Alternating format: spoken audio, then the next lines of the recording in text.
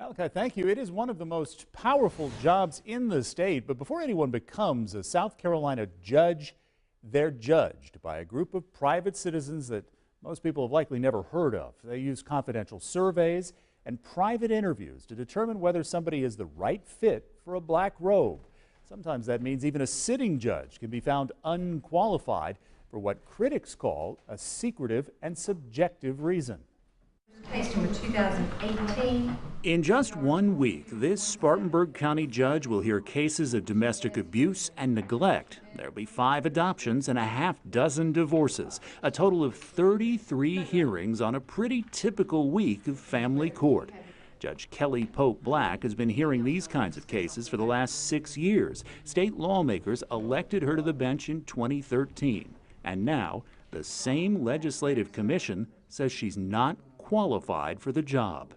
And only a select group of private citizens knows the real reason why. We start off by calling the references that they give us.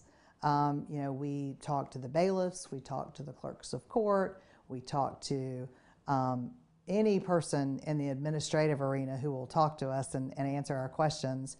Nancy Jo Thomason has been part of the Upstate Citizens Committee since its inception and now serves as chairman. Unlike most states, South Carolina still gives lawmakers complete control over who sits on the bench. Only one other state does it that way. In 1996, voters amended the Constitution to add an extra layer of oversight and protect the process from any backroom deals. The amendment created a Judicial Merit Selection Commission, and that commission determines who's qualified by tasking citizens committees in 5 geographic regions to gather information from a candidate's coworkers and colleagues. I look at the citizens committees as the little fact finders, the little investigators. A qualified judge is a lot of things, 9 of them actually. Individual characteristics like experience and professional ability, some pretty straightforward like constitutional qualifications, but others can be entirely subjective. It's unusual for the state to find a sitting judge not qualified, but it's happened before. In most cases, a lot like what happened with Judge Pope Black. State says they're qualified in terms of knowledge and experience or mental stability, but there are questions about those personal qualities like temperament. But regardless of which of those positions a candidate is looking to fill, we want to make sure that they've got good temperament. Because it's not just about the temperament of dealing with the litigants. It's the temperament of dealing with other judges, dealing with the clerks and the staff and the solicitor's office and the public defender's office. In their report on Judge Kelly Pope Black, the Upstate Citizens Committee wrote that witness interviews showed she was dictatorial, disrespectful, and arrogant, which is why they found the sitting family court judge unqualified for another term. The same committee made a similar finding about another family court candidate, Rain Campbell, a former deputy solicitor, perhaps best known as one of the lawyers for Townville Elementary shooter Jesse Osborne. The Citizens Committee found Campbell unqualified because they said his professional colleagues reported he had difficulty working well with others, and he himself displayed an uneasiness during the interview process. Representative Tommy Stringer of Greenville says that process is so secretive, he wants the House Oversight Committee to investigate. Anything that the Citizens Committee has done after each election cycle is done with, the records are destroyed.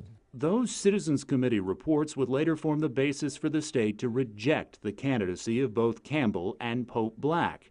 In both cases, the State Bar Association found them qualified in every criteria, including temperament. We've had instances of candidates being found qualified in one cycle, not found qualified in another, and then come back up again qualified. And it's like, how can these things change from cycle to cycle?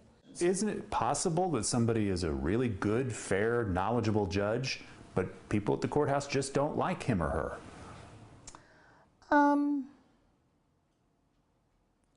I guess. I think the idea of fairness and temperament go hand in hand.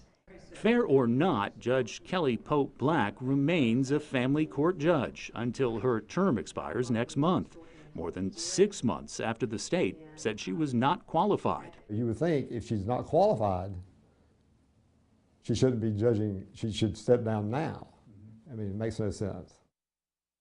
Well, Judge Pope Black declined to talk to us on camera, but she has posted about the state's decision on Facebook. I'll put this full statement online, but I want to read part of it for you here. Quote, "The screening process is based upon anonymous comments, and we as judges do not have the opportunity to know the situation related to the comment, nor do we have the opportunity to respond to our accusers because they are anonymous." End quote. In that same statement, she also implied her gender played a role in the Citizen Committee decision.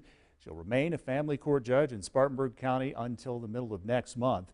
By the way, if there are questions about this story, and there probably are, it is a really complicated process to select a judge in South Carolina. We've only scratched the surface here. So as soon as this newscast ends, we hope you'll join us on Facebook. I'll be doing a Facebook Live, taking your questions and talking a lot more about everything we've learned.